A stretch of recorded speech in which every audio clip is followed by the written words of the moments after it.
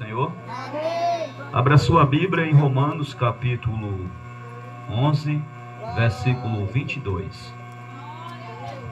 Romanos capítulo 11.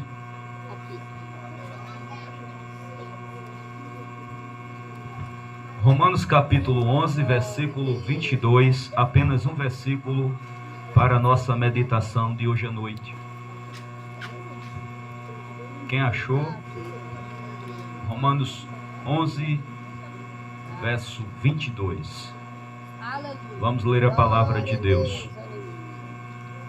Diz assim a palavra: considera, pois, a bondade e a severidade de Deus.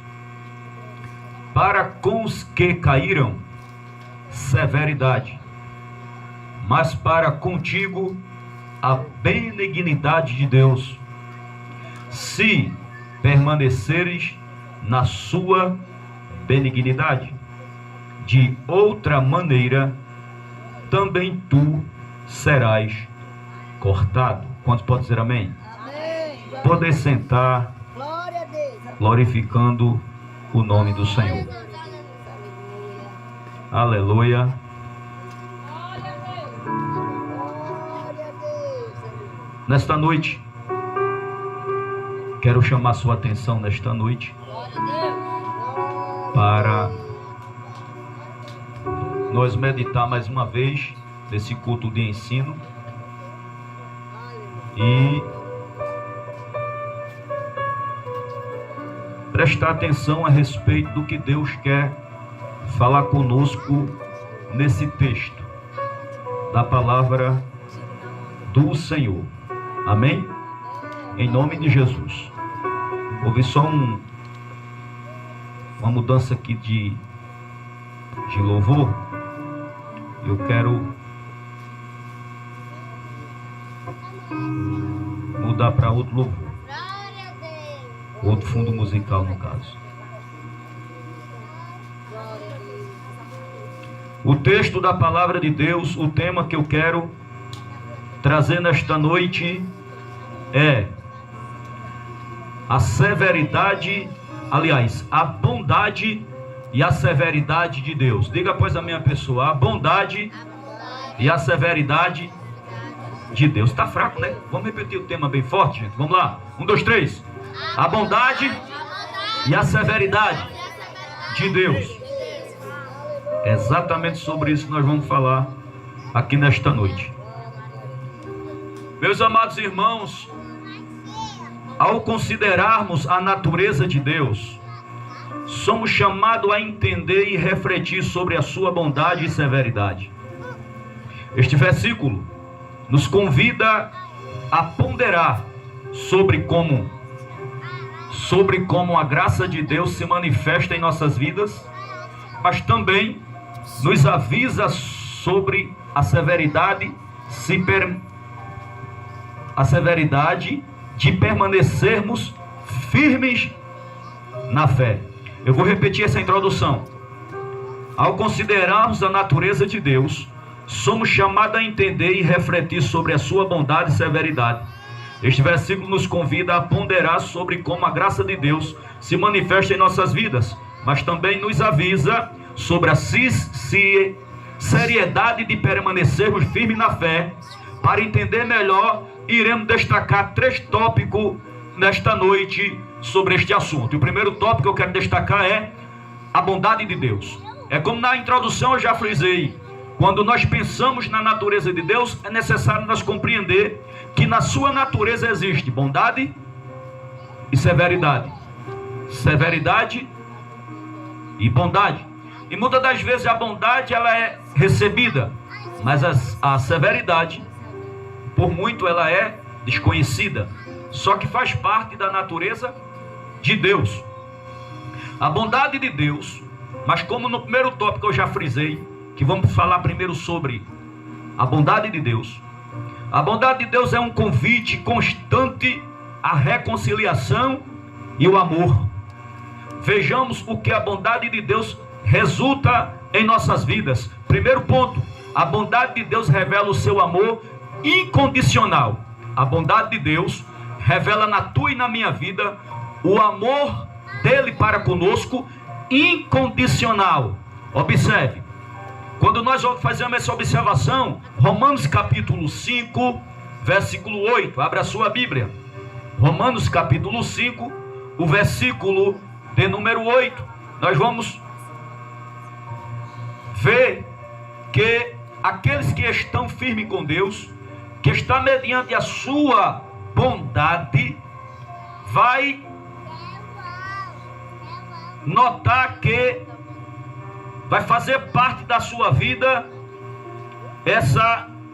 esse amor de Deus incondicional, e também o que a bondade de Deus resulta na vida do crente. Romanos 5 e 8 nos diz: mas Deus demonstra o seu amor para nós, em que Cristo morreu em nosso favor, quando ainda éramos pecadores. Quando Jesus se decidiu para morrer pela tua vida e pela minha, nós não merecia. É por isso que a graça de Deus, tanto o seu amor como a sua graça, veio até nós, e nós não éramos merecedores. Todos nós vivíamos condenados pelo pecado. Nós vivíamos de conformidade com este mundo vil. Mesmo assim, Deus enviou o seu Filho, mesmo sabendo que nenhum de nós era merecedor, mas Ele entrega seu Filho para ser morto pelas mãos dos pecadores. E Paulo frisa a qualidade dessa morte. Paulo frisa a forma de morte, melhor dizendo. Paulo frisa que morte de cruz, para demonstrar para nós que não foi qualquer morte, foi dolorosa, teve processo, para que ele mesmo assim nunca desistiu e foi até o fim, pela minha vida e pela sua vida. É por isso que o amor dele é incondicional. Por que incondicional? Porque quando Deus olhou para tu e para mim, Deus não viu qualidade em nós para enviar seu Filho para morrer por nós. O que ele viu foi pecado, condenação, coração endurecido, afastamento de Deus. Então ele vendo isso, ele disse: eu vou enviar meu Filho para resgatar ele para mim, para resgatar ela para mim. Então por isso que o amor dele é incondicional. Mas eu já disse e friso novamente: é para os que estão debaixo da sua bondade. E quem são esses? Diga assim: aqueles que estão de pé na presença de Deus. Então ele amou. João capítulo 3, versículo 16, está escrito: porque Deus amou o mundo de uma tal maneira que deu seu Filho unigênito, para que todo aquele que nele crê não pereça, mas tenha a vida eterna. Então, Deus amou o mundo de tal amor. João, quando foi procurar no seu vocabulário, em sua época, mais ou menos fazer uma noção de uma melhor compreensão aos seus leitores acerca desse tal. Então João não procurou, não teve como encontrar uma palavra melhor do que essa, de tal, mostrando que a altura, a profundidade e a largura são infinitas do amor de Deus para com o mundo de pessoas, não é o mundo globo, são pessoas. Então ele deu seu Filho, mesmo nós não sendo merecedores. E é o motivo de nós estar aqui nesta noite, porque ele nos amou incondicionalmente. Quem está entendendo? Segundo ponto: o que é que a bondade de Deus resulta na nossa vida? A bondade de Deus nos concede graça. Diga assim: a bondade de Deus nos concede graça. Diga a seu irmão: permaneça na bondade de Deus, porque ela nos concede graça. E o que é graça? Efésios capítulo 2, versículo 8 ao 9. Veja o que está escrito. Efésios capítulo 2, versículo 8 ao 9 declara uma seguinte palavra: porque pela graça vocês são salvos, por meio da fé. Isto não vem de vocês, é dom de Deus. Não por obras, para que ninguém se glorie. Efésios capítulo 2, versículo 8 e 9.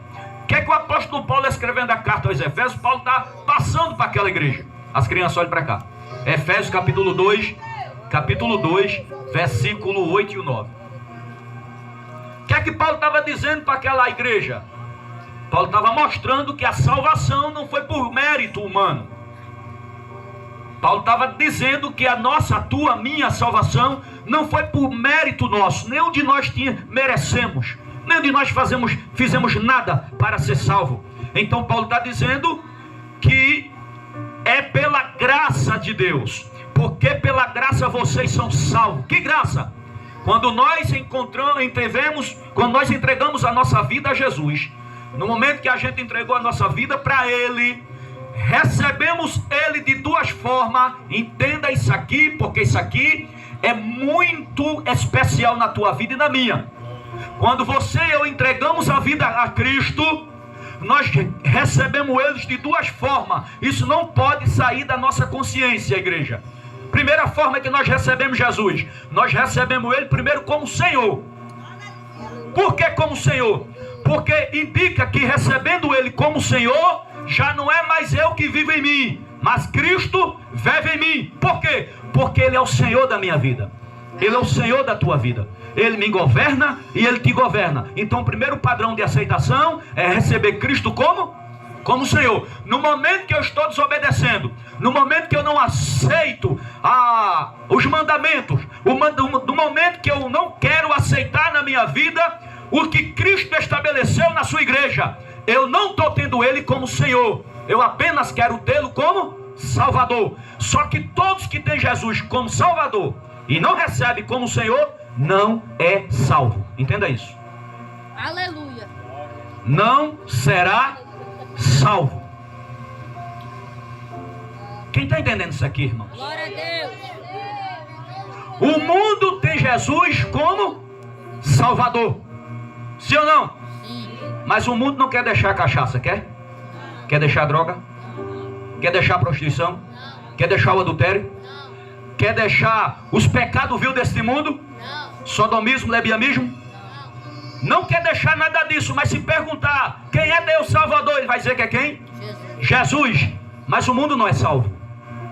Porque para ser salvo tem que receber Ele primeiro como Senhor. Por quê? Porque receber Ele como Senhor, quem roubava não rouba mais. Quem se prostituía não se prostitui mais. Quem adulterava não adultera mais. Quem era uma pessoa rebelde, desobediente, não é mais. Porque Ele faz parte da vida e agora quem governa é Ele. Por isso que o apóstolo Paulo disse: agora já não é eu mais que vivo em mim, mas Cristo vive em mim. Já não é mais a minha vontade, mas é a vontade de quem? Dele. Porque recebeu Ele como Senhor. Glória a Deus. Quem entendeu?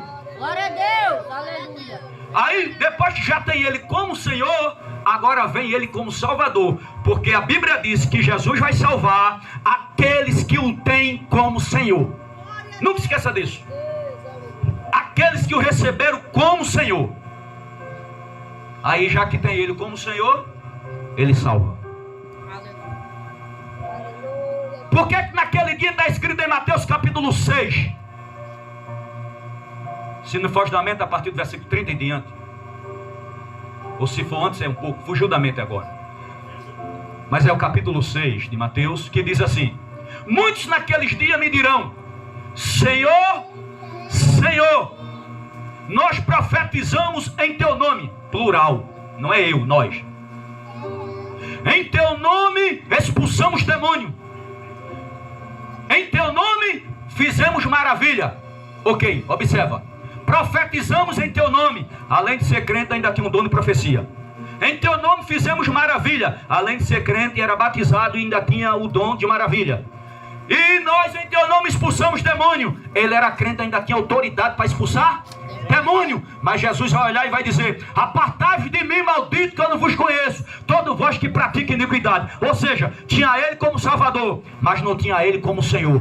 Por quê? Porque não tinha renúncia, não abandonava o pecado, não abandonava as práticas antigas, não vivia da mesma forma, era crente e vivia da mesma forma que o mundo vivia. Então, mesmo assim, tinha autoridade para expulsar demônio, mesmo assim, estava lá o dom de maravilha, mesmo assim, estava lá o dom de profecia. Mas na hora de ter encontro com ele, vai ouvir abertamente, o texto diz: vai ouvir de mim abertamente: apartai-vos de mim, maldito, porque eu não te conheço, todo vós que praticais iniquidade. A palavra praticais iniquidade ali não está no passado, que alguém um dia praticou, deixou, abandonou para servir a Cristo. Graças a Deus que a palavra ali é uma palavra que está no presente. Ou seja, praticais, alguém que nunca abandonou a prática de pecado, porque todos aqueles que abandonou a prática de pecado por amor a Cristo é salvo, é salvo, é salvo. Eu vou repetir: é salvo, é salvo, é salvo. Abandonou? É salvo, é salvo, é salvo.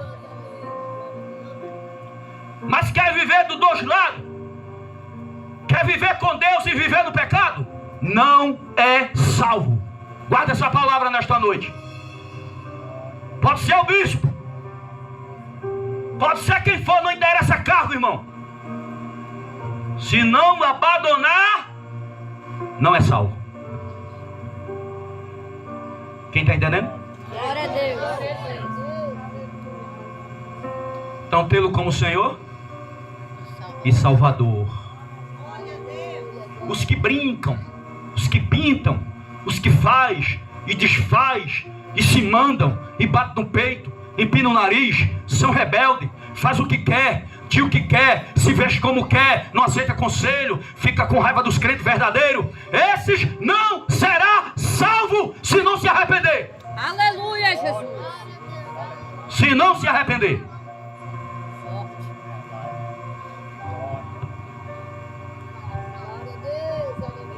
Aleluia. Glória a Jesus. Então não é por mérito, é pela graça. Aí Paulo diz mais: por meio da fé. Isto não vem de vocês. Noutra tradução, não vem de vós. É dom de Deus. Diga assim: salvação é dom de Deus. E Ele dá a quem obedece. Aleluia, Jesus. Não é pois obra para que ninguém se glorie. Alguém entende esse versículo equivocado.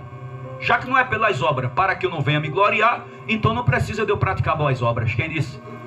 Está escrito no texto também em Efésios que diz que Deus chamou a gente para ser semelhante a seu Filho, praticante de boas obras. É só para a gente ter uma noção que nós não vai ser salvo porque a gente deu uma cesta básica a alguém. Porque se fosse assim, então era pelas obras.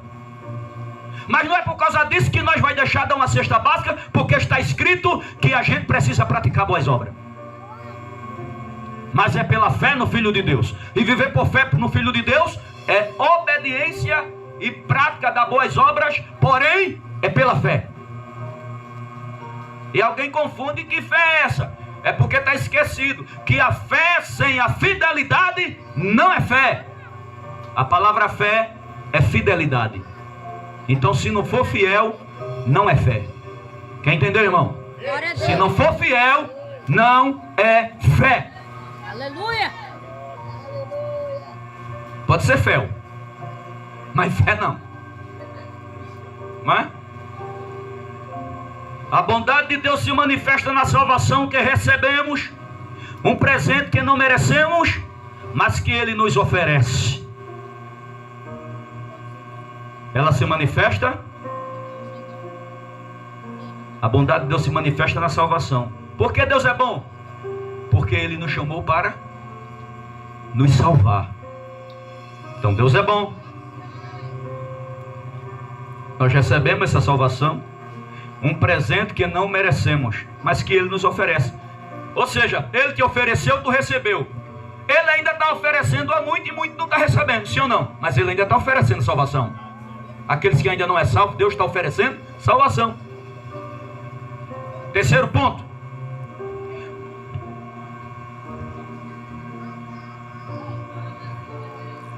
Como é que eu estou dentro da bondade de Deus? Isso resulta na minha vida em quê?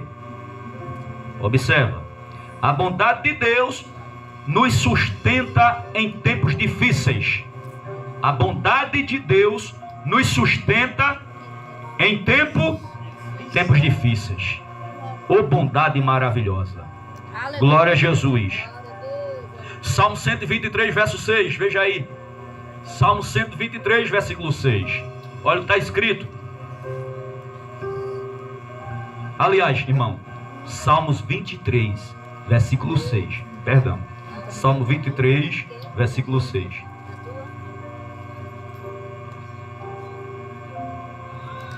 O Salmos 23, verso 6 nos assegura que certamente que a bondade e a misericórdia me seguirão todos os dias da minha vida. O que é que me assegura? Que a bondade e a misericórdia me seguirão todos os dias da minha vida. Diga assim: todos os dias eu estou debaixo da bondade e da misericórdia de Deus. Quem pode aplaudir a Jesus? Glória a Deus. Aleluia, Jesus. Isso é um motivo de nós estar de pé na presença dele. Porque todos os dias essa bondade me acompanha e te acompanha. Essa misericórdia me acompanha e te acompanha. Se ela não acompanhasse eu e tu, a gente estava perdido. Todos os dias temos uma nova misericórdia para a minha vida e para a tua vida. E todos os dias nós estamos mediante essa bondade de Deus que nos guia. Ela nos guia. É a bondade de Deus. Mesmo nos momentos de dor e dificuldade, podemos confiar que a bondade de Deus nos acompanhará. Não tem aquele dia mais difícil na tua vida? Aquele dia que ninguém viu o que aconteceu, nem no teu trabalho contigo, nem na tua casa, nem até mesmo num caminho, quando foi o trabalho ou voltou. Ninguém viu, mas só tu viu, só tu notou, só tu sentiu, só tu passou. Aquele dia tão difícil que dá vontade até de desistir da caminhada, porque a coisa foi tão séria, tão tremenda. O dia que você notou que foi o dia mais de opressão contra a tua vida, naquele dia ali está lá a bondade e a misericórdia de Deus, me ajudando e te ajudando a permanecer de pé. Quantos podem dar glória a Jesus? Glória a Deus. Aleluia, Jesus. Eu acredito que tem gente aqui, se eu fosse perguntar e perguntasse para você assim, tem dia que você está no culto e você fica meditando como foi que você chegou. Eu acredito que você poderia dizer: eu não sei nem como eu cheguei. Tem dia que é assim, irmão, mas Deus me trouxe aqui para te dizer: foi minha bondade e a minha misericórdia que te trouxe. A bondade de Deus. Glória a Deus. Aleluia. Aleluia. Como é bom estar na presença desse Deus santo e todo poderoso. Aleluia. Ele cuida de nós no mínimo detalhe. Ele não te desampara, não te abandona, e Ele está sempre no teu caminho te guiando. Esta é a bondade de Deus. Deus está dizendo para alguém aqui nesta noite: é a minha bondade sobre a tua vida. O motivo que você ainda está de pé é a bondade Meu Deus. e a misericórdia de Deus. Glória a Deus. Meu Jesus. Mas tem um adversário que ele luta para te tirar da bondade. E se você até hoje está perante essa bondade de Deus, isso significa que você é um crente vigilante. Porque se você não fosse, você não estava mais debaixo dessa bondade de Deus. Você já tinha se esquivado dela. Aleluia, Jesus. A bondade é de Deus, a misericórdia é de Deus, mas a vigilância é minha e tua. Então se você está aqui, é porque você está vigiando, para não sair debaixo dessa bondade. Porque eu sei que você sabe que se você sair debaixo dessa bondade, grande é o preço. Porque o adversário está de olho em nós, para ver se a gente sai 1 milímetro da bondade de Deus. Meu Deus. Porque enquanto a gente estiver debaixo dessa bondade, a gente está debaixo dessa tão grande mão maravilhosa estendida sobre a minha cabeça e sobre a tua cabeça. E o inimigo fica furioso daquele jeito. Ela vai sair dali não, é? Ele vai sair dali não, é? Diga assim nesta noite: eu não saio debaixo da vontade do meu Deus e nem da sua misericórdia. Aplauda o Senhor. Glória a Deus. Aleluia. Não saio. Aleluia. Glória a Jesus. Aleluia. Então quem está debaixo dessa bondade está debaixo dessa, fazendo parte da natureza de Deus. A bondade também é a sua natureza. Agora nós vamos entrar no segundo tópico. Agora é a severidade de Deus. Paulo disse em Romanos capítulo 11, versículo de número 22, Paulo disse assim: considera, pois, a bondade e a severidade de Deus para com os que caíram. O que é que está escrito na tua Bíblia? O que é que está escrito? Olha aí. Para que os que caíram, severidade. Mas para contigo, contigo quem? Quem está de pé, quem está firme, quem está na presença, quem está levando a sério, quem ama Deus, quem ama a palavra, quem não sai da sua bondade, quem não sai da sua misericórdia, mas para contigo. Aí o texto diz: a sua benignidade, ou a benignidade de Deus, quem permaneceres na sua benignidade, de outra maneira tu também serás cortado. Ou seja, enquanto você permanecer nessa benignidade de Deus, que é a bondade dele, você nunca será cortado. Cortado aqui é o quê? Cortado, como é cortado aqui? Depois que ele corta, a pessoa cai. Enquanto ele não cortar, está de pé. Jeová meteu a tesoura, mesmo no talo. Meu Deus. Por quê? Porque a pessoa só é cortada se não permanecer debaixo da bondade e da misericórdia. Observe o texto. A severidade de Deus nos confronta com a realidade de nossas escolhas e a necessidade de responsabilidade. Preste bem atenção nisso. A severidade de Deus nos confronta com a realidade de nossas escolhas e a necessidade de responsabilidade. O que é que a severidade de Deus faz? Ela nos confronta. Por quê? Porque é a realidade das nossas escolhas e a necessidade de nós termos responsabilidade. Sobre esta afirmação faremos 3 observações. Primeiro, a severidade de Deus é um chamado ao arrependimento. Então, para que serve a severidade de Deus em primeiro lugar, bispo? Então, em primeiro lugar, a severidade de Deus é um chamado para o arrependimento. Arrependimento de quê? Na vida daquele que ainda não serve a Cristo, é o arrependimento das práticas mortas mundanas e vir para Cristo. Mas na vida da igreja, na vida de quem já faz parte da igreja, por que Deus ainda mexe com esse negócio de arrependimento? Porque muitas das vezes tem pessoa dentro da igreja que não se arrepende de nada. Meu Deus. É. Faz e não se arrepende. Pratica, mas não confessa. E permanece na mesma. Aí entra a severidade. Embora que o texto aqui, o texto aqui está trazendo conhecimento entre Israel e o gentio. Por causa da incredulidade de Israel, quando Israel não reconheceu Jesus na terra, então isso a Bíblia aponta para ele aqui nesse capítulo 11, que Israel endureceu o coração e ficou incrédulo. E nesse momento que ele não reconheceu Cristo, a salvação veio para os gentios, nós. A salvação entrou. Aí o texto diz que a gente não pode se gloriar com a queda de Israel e a nossa enxertação. Porque o texto diz que nós era árvore brava, jebuseiro, que os verdadeiros ramos, que era Israel, foi cortado e foi enxertado nós, falso ramo. Árvore brava que não dava fruto bom. Fomos enxertados na oliveira que é Cristo. E aí você enxertado nele, nós se tornou agora ramos que dá bons frutos. Porque a seiva da oliveira está correndo dentro de nós. Cristo nos deu vida. Nós não merecíamos, mas Ele deu vida. Mas o texto manda ter cuidado, porque mesmo depois que Ele enxertou o gentil, enxertou eu e tu. Enxertou na oliveira. Enxertou. Já que nós fomos enxertados, Paulo diz assim: teme.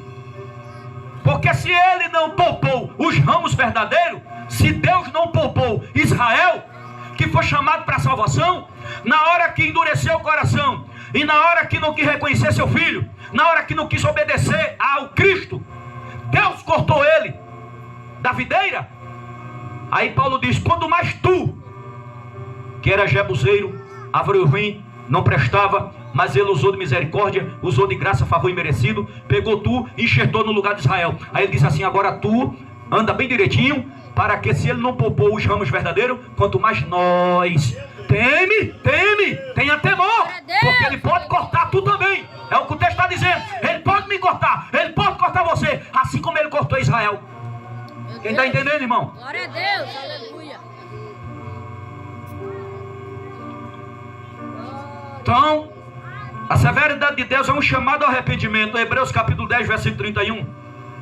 Hebreus 10, 31. O que é que está escrito? Hebreus 10, 31 nos lembra. Veja aí que versículo. Horrenda coisa é cair na mão de quem? Deus vivo. Na mão do Deus? Vivo. Por quê? Por quê? Porque ele é um fogo consumidor. Horrenda coisa. É a pior coisa. É alguém cair nas mãos de... Deus vivo. Ah, meu irmão. Meu Deus. Sabe o que o texto está dizendo? Por que a severidade nos chama ao arrependimento? Só o arrependimento evita do crente cair na mão dele. Meu Deus. Só o meu arrependimento evita da gente cair nas mãos dele. Mas se não se arrepender, meu amigo, Meu Deus. e uma vez caindo nas mãos de Deus, meu irmão, o texto diz que é uma alegre coisa cair nas mãos de Deus. Pensa numa coisa amorosa, pensa numa coisa boa. O texto diz isso? Não. A palavra horrenda Terrível. é terrível, Meu Deus. é doloroso, é lamentável, não é bom.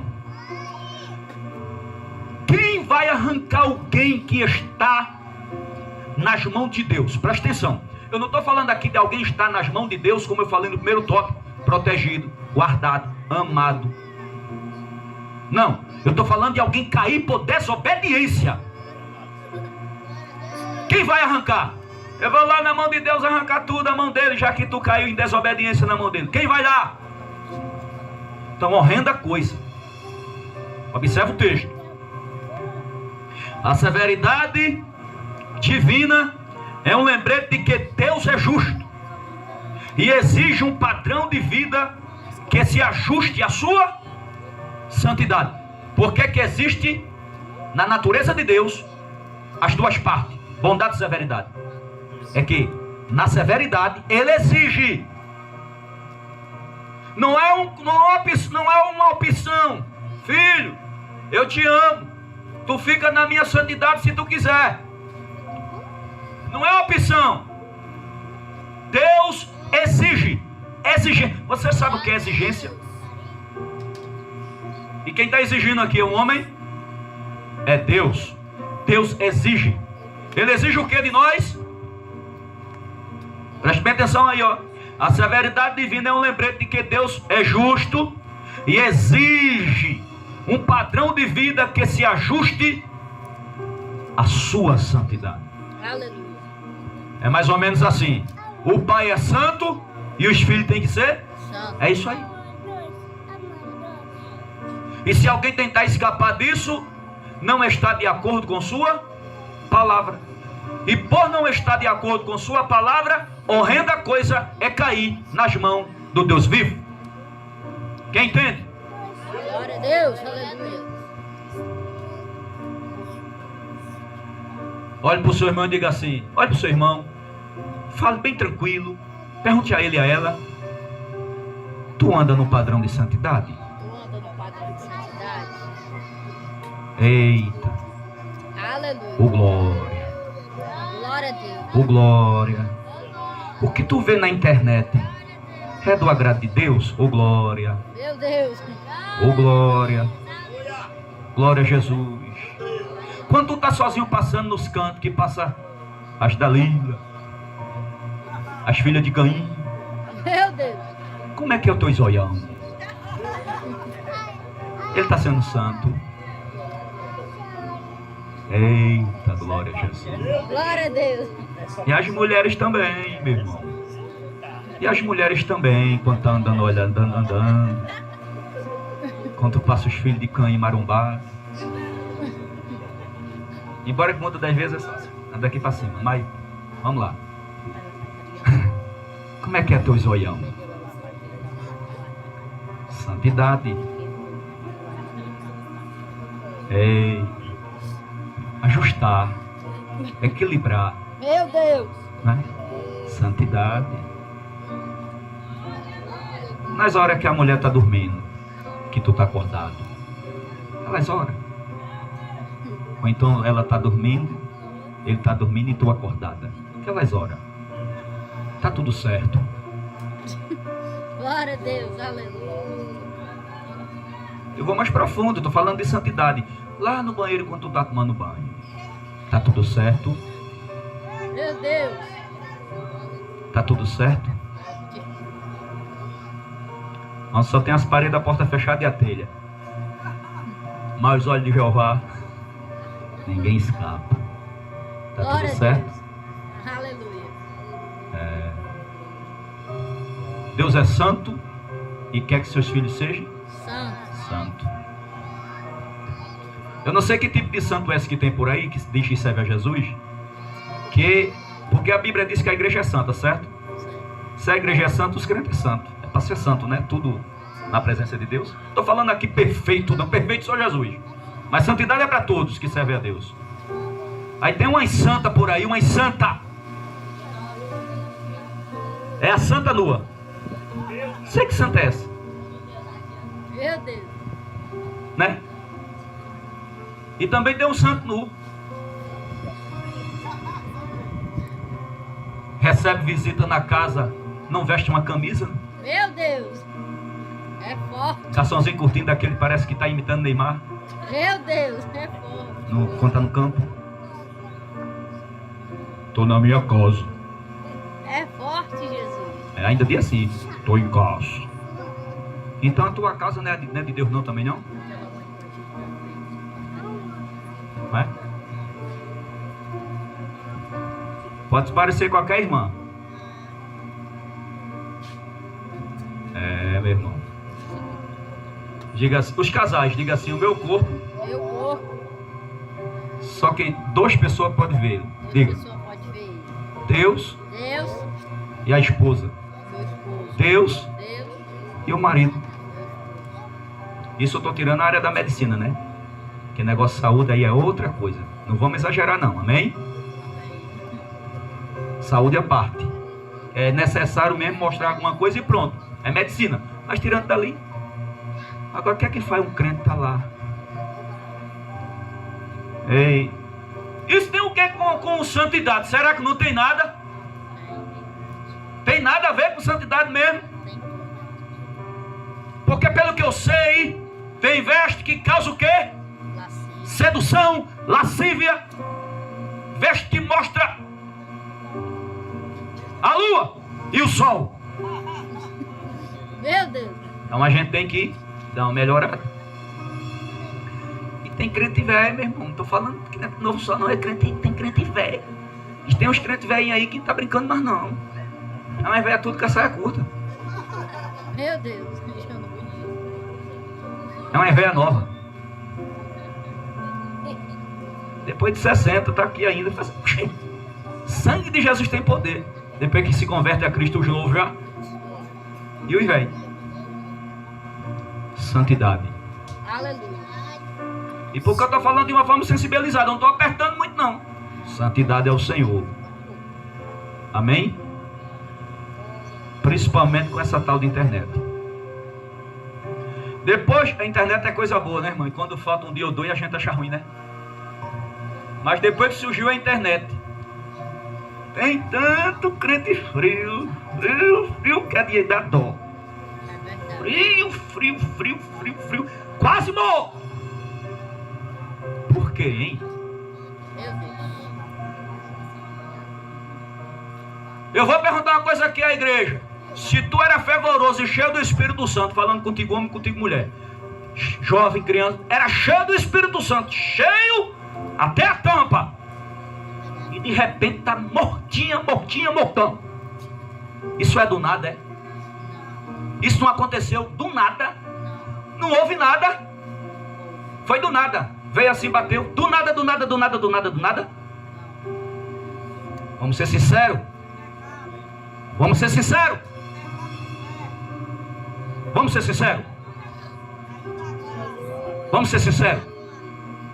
É muito fácil de conhecer um crente depois que ele cai da graça. Muito fácil. Você não vê ele por aí não, mas depois começa a ver. Meu Deus. Ele não tem mais temor, ela não tem mais temor. Acabou. Ih, alguém até se escandaliza. Se escandalize não, minha irmã. Meu irmão. Caiu da graça, meu irmão. E caindo da graça tá assim. Depois que cai da graça, o padrão é ficar igual com o mundo. Ei, tu só está firme guardando os mandamentos de Deus porque a gente está debaixo da graça. Se alguém cair da graça, não consegue guardar os preceitos do Senhor. Não consegue guardar a palavra. Depois que cair da graça, ninguém guarda. Meu Deus. Ninguém guarda.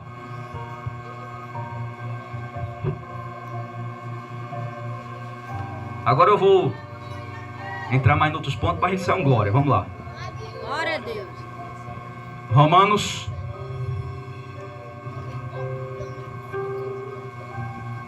O segundo ponto do segundo tópico. A severidade de Deus é vista no julgamento do pecado. Olha, eu falei que a severidade de Deus primeiro chama ao arrependimento. A pessoa quando está assim tem que se arrepender. Segundo lugar, a severidade de Deus é vista no julgamento do pecado. Quem vai julgar o pecado de alguém praticar não é a igreja não. O primeiro que vai julgar é Deus. Deus é o primeiro que julga o pecado na vida do homem e na vida da mulher. Por que ele julga? Porque ele é santo. E ele vai trazer o julgamento. Porque não dá para estar na presença de Deus brincando com o pecado. Não dá. Romanos 3:23, veja que está escrito. Romanos 6, versículo 23. Capítulo 6, verso 23, diz assim: porque o salário do pecado é o quê? A morte. Mas o dom de Deus é a vida eterna em Cristo Jesus. Presta atenção. Um exemplo. Eu pratico o pecado. Um exemplo. E o pecado vai gerar em mim o quê? A morte. Eu que vivia cheio do Espírito Santo, pregando a palavra, louvando, evangelizando, cheio da vontade de fazer a obra de Deus, daqui a pouco eu estou morto. Porque o pecado gerou em mim a morte. E um dia gerando a morte eu não consigo mais ficar de pé. Quem está entendendo, irmão? Eu estou trazendo exemplo comigo. Aleluia. Mas isso aqui é generalizando para todos.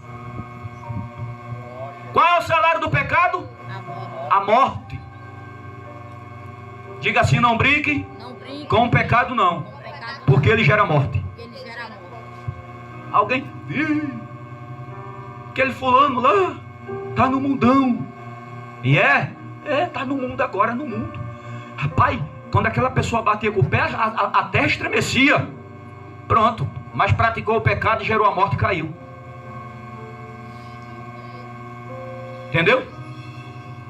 Então não brinque com o pecado. Agora, fica firme no dom de Deus, na salvação. Fica firme no padrão de santidade. Por quê? porque aí tem direito de vida eterna. Direito de vida eterna. O pecado tem consequência séria. E embora a graça seja abundante, devemos reconhecer a seriedade do juízo de Deus sobre o pecado. Presta atenção. Tem gente que está se confundindo sobre essa graça. Tem gente que está confundindo a graça de Deus. A Bíblia diz que aonde abundou o pecado, superabundou. Presta atenção nisso. Onde abundou o pecado, ou seja, o nível de pecado foi até grande na vida daquela pessoa quando ela estava no mundo. Ali quem estava abundante era o pecado. Mas depois que a pessoa aceitou a Cristo, que ele perdoou os pecados, então onde abundou os pecados, aceitou a Cristo, entrou o perdão de Deus, a pessoa ficou livre do pecado. Aí superabundou a graça. A graça foi mais forte. Aleluia. A graça foi maior na tua vida e na minha. Mas depois que nós estamos debaixo dessa graça abundante, nós não podemos mais voltar com a vida de pecado, porque a graça e o pecado não andam juntos. E tem gente, a gente pode dar uma esfalhinha, errar um pouquinho, praticar isso, praticar aquilo, afinal de contas a gente está na graça. Presta atenção. A lei do Antigo Testamento, irmãos, ela era passageira. Ela ia ter um ponto final quando viesse Cristo e estabelecesse a graça. Então pela lei se manifestou o pecado do homem, porque a lei é santa, mas o ser humano falho pecou e não pôde encontrar redenção a não ser por sacrifício de animais. Vê Jesus praticando um sacrifício só, e esse eternamente, porque dos animais era direto, sempre estava repetindo o sacrifício dos animais. Aí veio Jesus, morreu em nosso lugar, e o sacrifício dele não se repete. Foi uma vez só, está estabelecido e para todo sempre, amém. E eu peço que a igreja aplaude ao Senhor Jesus, dê glória a Ele. Glória a Deus, aleluia. Então é sacrifício de Jesus, que não precisa mais repetir, foi feito uma única vez, e essa vez para todo sempre. Através desse sacrifício nós recebemos a graça de Deus. Agora depois que está na graça, nós não podemos estar na vida de pecado, porque Jesus morreu para nos tirar do pecado. Como é que a gente volta de novo para o pecado? Onde habitou o pecado, que amarrava eu, amarrava tu, prendia eu, te prendia, algemava eu e algemava tu, nos acorrentava, nós queríamos sair, não conseguia, estávamos presos, arruinados, no fundo do poço. Jesus quebrou essa algema, quebrou as correntes, nos tirou lá do lamaçal do pecado, no fundo de poço, nos tirou. Nós era podre de quê? De pecado, as narinas de Deus. Jesus nos lavou com seu sangue, nós ficamos novinho em folha. Aí disse: agora recebe a minha graça. Para que tua graça? Tu não já me lavou? A minha graça é para dar força a tu, e para dar poder, para quando a tentação chegar, tu vencer. Aleluia! Diga: eu tenho a graça de Deus. Eu tenho a graça de Deus. E aonde habitou o pecado, E aonde habitou o pecado, superabundou a graça. superabundou a graça. Ah, meu irmão, se você pudesse entender o que o Espírito Santo está trazendo para você, você tem um nível de graça tão grande na sua vida. É por isso que quando o pecado bate na porta, tu tem força de dizer não. A tentação bate na porta, tu tem força de dizer não. O pecado te convida e tu tem força para dizer não. Você resiste o pecado, porque onde habitou o pecado, superabundou a graça de Deus. Glória a Deus, aleluia, Jesus. A graça de Deus está na tua vida. Aleluia, Jesus. Agora quando o pecado bate na porta e que alguém abraça, está sem graça. Meu Deus. Está sem graça. O pecado bateu, tu abraçou, aceitou, recebeu, praticou, se inclinou, está sem a graça. E agora? Se arrepende.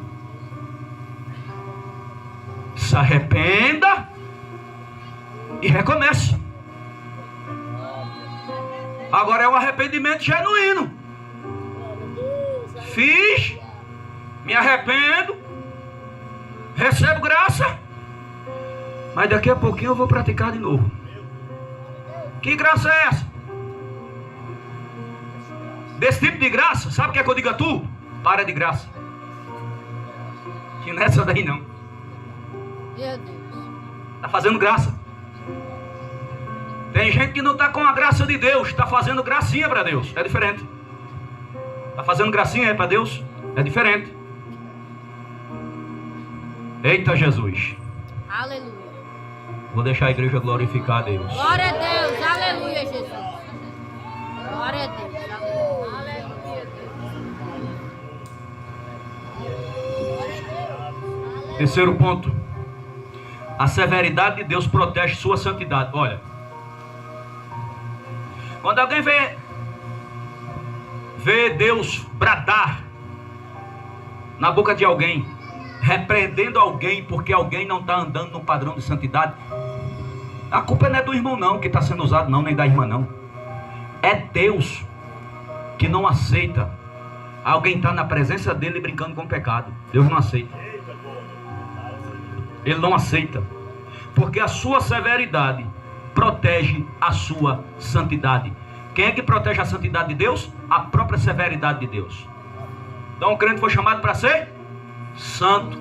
Mas quando quer brincar, a severidade de Deus vai proteger a santidade de Deus. E a santidade de Deus está onde? Deus colocou santidade em nós através do Espírito Santo. Você esqueceu? Você tem santidade de Deus depois que você aceitou a Cristo, porque o Espírito Santo, ao nome dele, ó, Espírito Santo, está morando onde? Diga assim, está morando dentro de mim. O Espírito Santo está morando onde? Dentro de mim. E como é que o Espírito Santo está morando dentro de tu? E tu não tem temor de pecar? Porque ele está dentro. O Espírito Santo vai te repreender. Vai causar em você tristeza. E você vai decidir ou se arrepender ou cair. Mas para o que ficar firme, bondade de Deus. Mas para o que cair e não quiser se arrepender, severidade de Deus. Quem está entendendo? Glória a Deus. Aleluia. Aleluia. Levítico capítulo 10, já estou terminando. Levítico 10, 1 ao 3. Contra a história de Olha, Levítico 10, de 1 ao 3, vai contar a história de Nadab e Abiú, que ofereceram fogo estranho ao Senhor e foram consumidos. Preste bem atenção que eu vou dizer aqui a você. Levítico capítulo 10, versículo 1 ao 3. Vai falar de dois sacerdotes, que na realidade Deus escolheu Moisés para ser o profeta. Escolheu Arão para ser o sumo sacerdote. Escolheu 4 filhos de Arão para serem sacerdote. Essa família era conhecida como a família da tribo de Levi, escolhida por Deus para que no Antigo Testamento assumisse o ministério, desde o deserto no tabernáculo até passando pelos reis. Eles ficassem assumindo o ministério.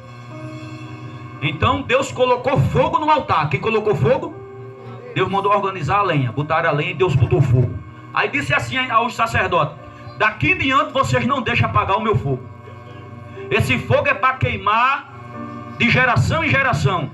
Quando vocês ver que o fogo vai se apagar, remova as cinzas e coloque a lenha. Até tem aquele louvor de Cícero Nogueira, que não pode se apagar, né?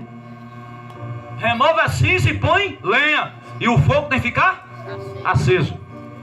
Mas esses dois sacerdotes, Nadab e Abiú, deram a saída e esqueceram do altar. E embriagaram-se com vinho. E quando se lembraram do altar, vieram temendo para ver se o altar estava aceso ainda. Quando ele chegou, o altar estava apagado. A lenha tinha queimado. A cinza aumentou e apagou o fogo. Qual era o deles? E Arão contar a situação. Arão ia a Moisés.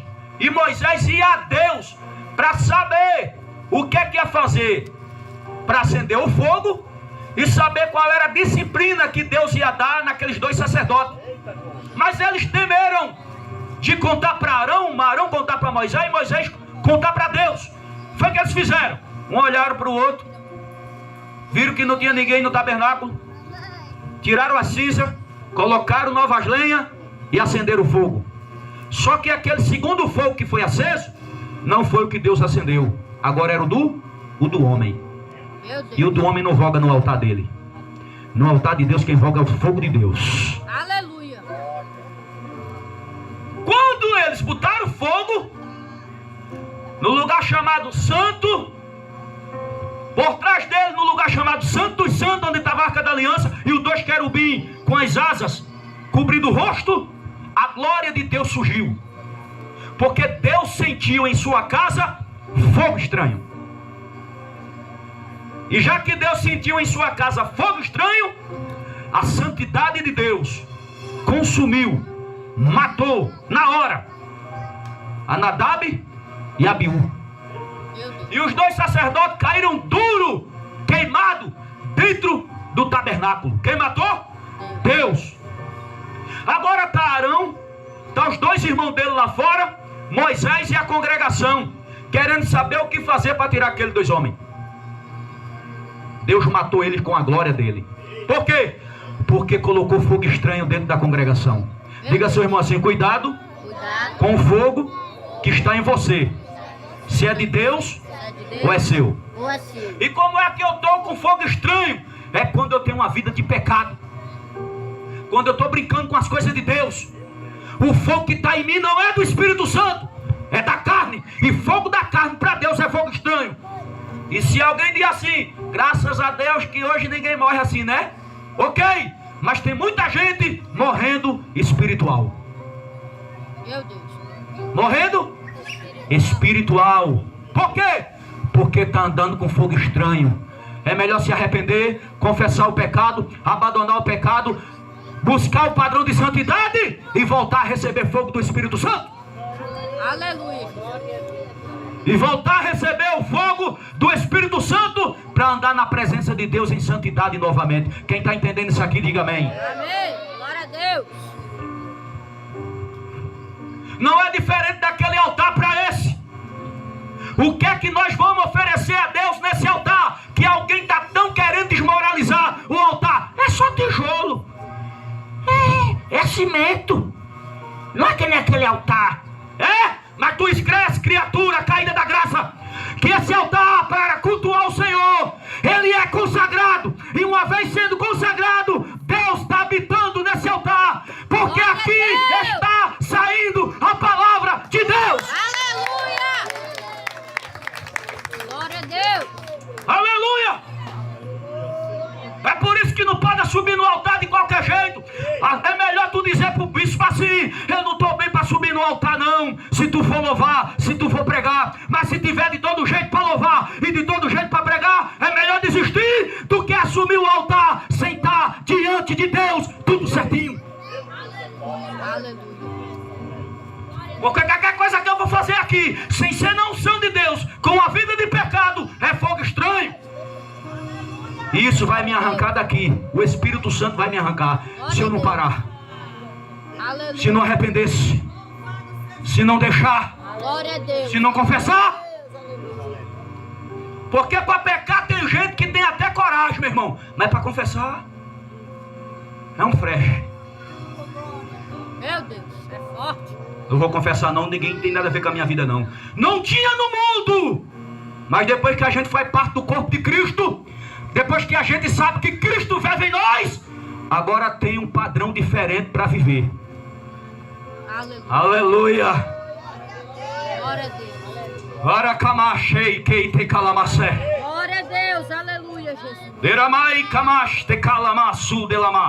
No mundo a gente pintar, abordar de ali, voltar qualquer hora. O mundo, mas com Cristo é diferente. A gente tem que ter um padrão que agrade a Deus. Ninguém manda em si mais. Agora é Cristo que manda. Quem está entendendo essa palavra nesta noite, levanta a mão para o céu e glorifica o Senhor. Jesus.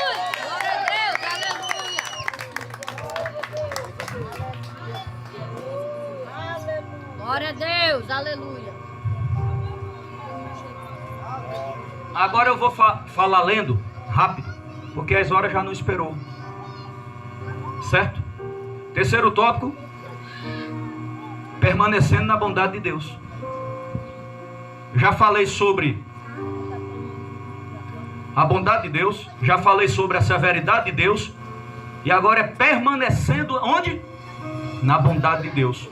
Para experimentar a bondade de Deus, devemos ser diligentes e permanecer em seu caminho. Vejamos esta verdade de 3 formas. Primeiro, permanecer na bondade requer compromisso. Diga assim para eu: permanecer na vontade de Deus ou na bondade de Deus requer compromisso. E tem gente que é descompromissado, não quer ter compromisso com nada e ainda quer permanecer na bondade de Deus. Para permanecer na bondade de Deus, a primeira coisa que Ele quer de nós é compromisso. Glória a Deus, aleluia. Compromisso.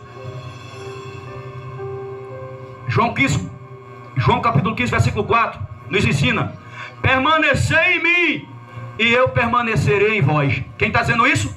Jesus. Jesus disse: permaneça em mim e eu permanecerei em vocês. Agora vamos dizer que alguém não quer permanecer nele, ele também não vai permanecer em nós. Quem abandona Cristo, Cristo abandona ele. Quer ficar debaixo da minha bondade? Permaneça em mim. E como é que eu permaneço? Obedecendo. Compromisso com compromisso. Aleluia. No padrão da forma que Cristo quer. Quem está entendendo? Glória a Deus. Nossa permanência na bondade de Deus depende da nossa disposição de estar em comunhão com Ele diariamente. Olha aí.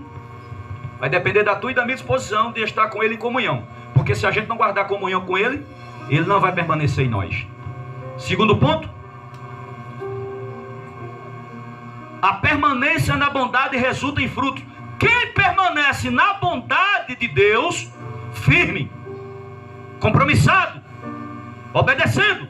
Quem permanece assim, Gálatas capítulo 5, versículo 22 e 23. O Espírito Santo gera em você fruto para você parecer com Ele. Aleluia. Você cada vez que passa fica uma pessoa mais com amor, paz, gozo, longanimidade, bondade, fé, mansidão e temperança. Quem gera isso em tu? O Espírito Santo. Quem gera em mim? O Espírito Santo. Por quê? Porque a gente está debaixo da bondade de Deus. Quando pode dizer amém? Amém. Glória a Deus, aleluia, Jesus. E um dos frutos, o último, é domínio próprio. E o que é o domínio próprio? É aquele que te trai o equilíbrio para na hora da tentação tu suportar e fugir. Dá força para tu. Terceiro, permanecer na bondade traz segurança. Diga assim: se eu permanecer na bondade dele, ele me traz segurança. Quantos podem agradecer a Ele por isso? Glória a Deus, aleluia. É o Salmo 91, versículo 1 e 2. Nos diz: aquele que habita no esconderijo do Altíssimo, a sombra do Onipotente descansará. Pergunta, irmão: você está habitando no esconderijo do Altíssimo? Se você está, a sombra do Onipotente descansará. Então diz assim: descansa o coração. Descansa o coração. Você está protegido. Aleluia. Você está guardado. Quando permanecemos na bondade de Deus, encontramos segurança e proteção, mesmo em tempos de tempestade. É por isso que mesmo em tempo de crise e tempestade, você está sendo guardado e protegido, porque você está permanecendo debaixo da sua bondade. Quantos podem dizer amém? Amém. Concluindo. Glória a Deus. Ao considerarmos a bondade e a severidade de Deus, somos lembrados da necessidade de viver em equilíbrio sob sua graça. Devemos aceitar o amor que Ele nos oferece, ser conscientes da seriedade de nossas escolhas e assim permanecer firme na sua bondade. Que possamos escolher diariamente semear o que é bom, suportar as dificuldades e desfrutar da riqueza da graça de Deus que nos concede. Permita que a bondade de Deus guie sua vida e que a severidade dele nos faça refletir continuamente sobre o nosso relacionamento com eles. Quando pode dizer amém? Amém. Fique de pé.